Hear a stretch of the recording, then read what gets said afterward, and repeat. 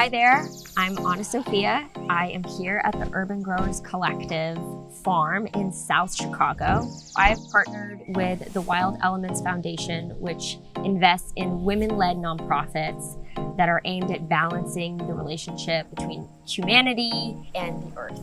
I have the great privilege and honor of introducing two of our incredible innovators and the founders of Urban Growers Collective.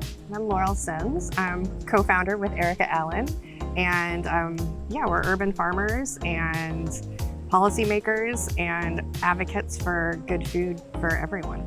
I'm Erica Allen. Thank you so much for the gracious introduction and spending this time with us. AnnaSophia, it's been awesome. For people who are watching and they don't know what food apartheid or food deserts are, what sort of a threefold question: a food desert, food apartheid, and why we need urban gardens and urban agriculture, because I think those three are all tied together. The food apartheid really speaks to apartheid having separate and unequal access, and it really kind of leans more into the structural problem, because it's a structural issue. It's not just about, let's put a grocery store in every community and then we're done. It's really about why, asking the question, why don't all communities have the same kinds of food access? Why do you come into Black and brown communities and see fast food and only fast food, and you don't see a rich array of selections and choices? I think we really saw the importance of why we need urban gardens and urban community farms with COVID, right? We had this huge crisis, and the lack of food that we saw on grocery store shelves was really profound. And the only way we can really combat that is to have a very diverse system for growing. I'm just sitting here, it's so peaceful, right? We're in Southside Chicago, and it is just like blissful. You can hear goats, the wind's blowing, it smells amazing. Like it's a spiritual space. So what is the importance of having sacred, safe spaces in urban environments? Just thinking about, that this is on the south side of Chicago, how many white folks have never, ever crossed Roosevelt Boulevard, who've lived in Chicago their whole life? And because they've been told that the south side is scary and violent, and, in the 20 years that, I've worked, or I've known Erica, and the 16 years that I've been in Chicago, has never been a place for me, right? Like, it's always been this amazingly vibrant, communities all over the South and West Side.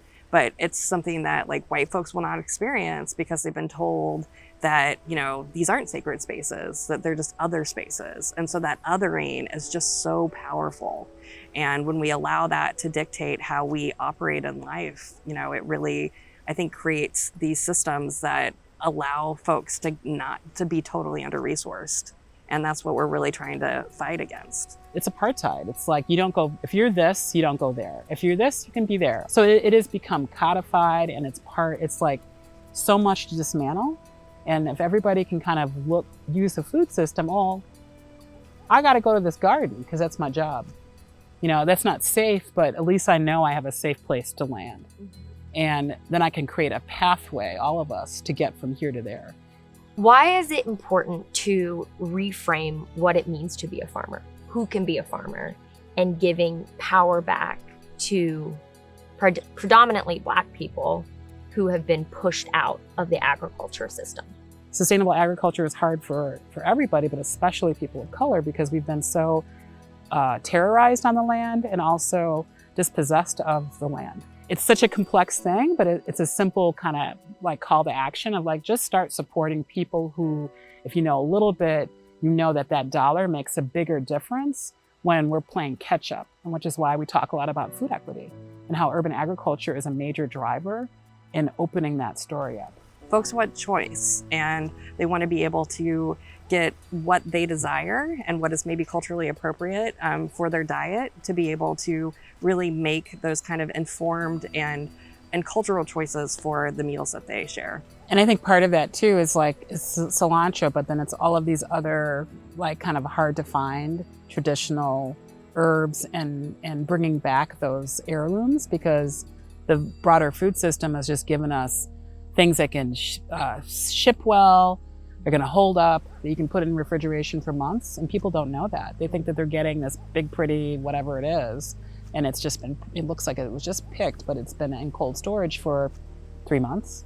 You know, one of my favorite things, and like probably my greatest joy in being at the farm, is when folks come through this space and see, you know, vegetables and fruits that like their grandparents grew, or that are culturally like where their native home is, and they get so excited, you know, to see like a bitter melon or a gourd that they haven't seen grown, you know, in their like adult lifetime while they've been in the States. Like there's 10 different kinds of cilantro, there's 10 different kinds of squash of one thing, and we get this tiny little window of what we think is possible.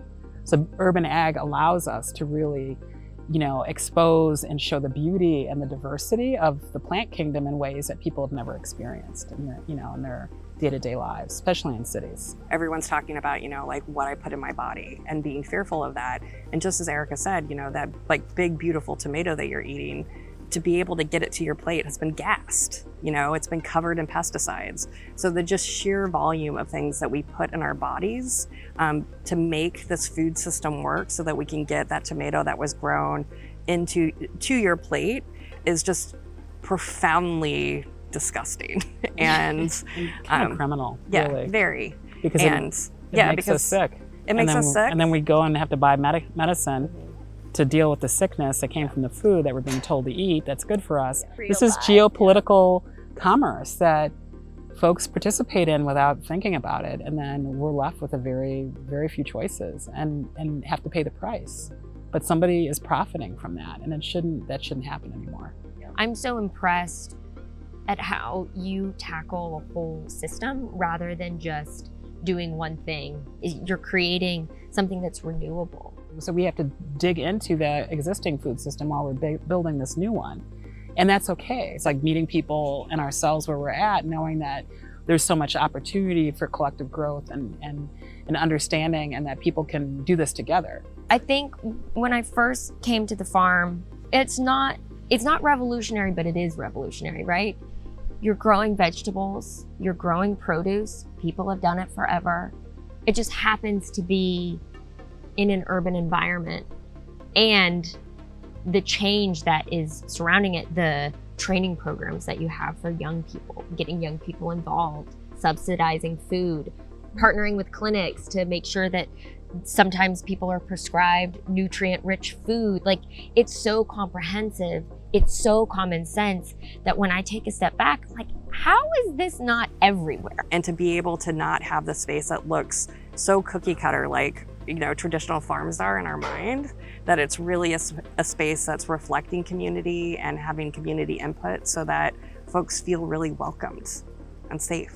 I think from the community level, folks being able to grow food, but getting support so they can grow food. Like, okay, why isn't the mom with the 3 kids able to come to the garden? Maybe we need to have a childcare program so that mom gets a break, is able to get the healing component, and the children are able to play and be safe in the space too. And I think that there's that, you know, that idea that if like you build it, especially in the nonprofit world, if you build it, people will come.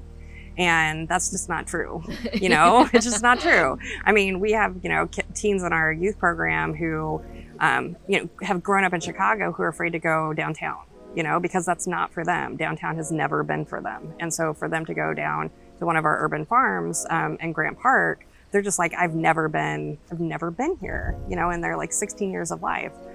Because they're not welcomed. And so really creating urban farms that are responsive places. You know, our grower has been working with us since he was, you know, with Erica since he was 9, and then me since like he was 12, and now he's 28. So to see that generationally for our staff who kind of have grown up through this program, and now who have kids who are either at the preschool farm or have a plot in our community garden, to be able to see that generation grow up and have a very different experience than what, you know, their parents had when they were young, and to be able to have this be just part of their life, and like to never not know that is just so profound to me. and definitely the joy I get from this work.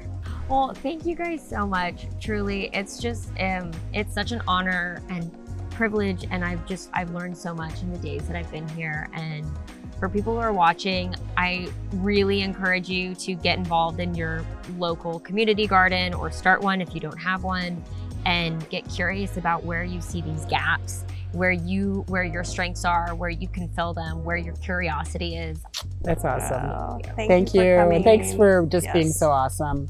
Well, let's pick some Yeah, we're gonna herbs. do some herbs. Yes. Great.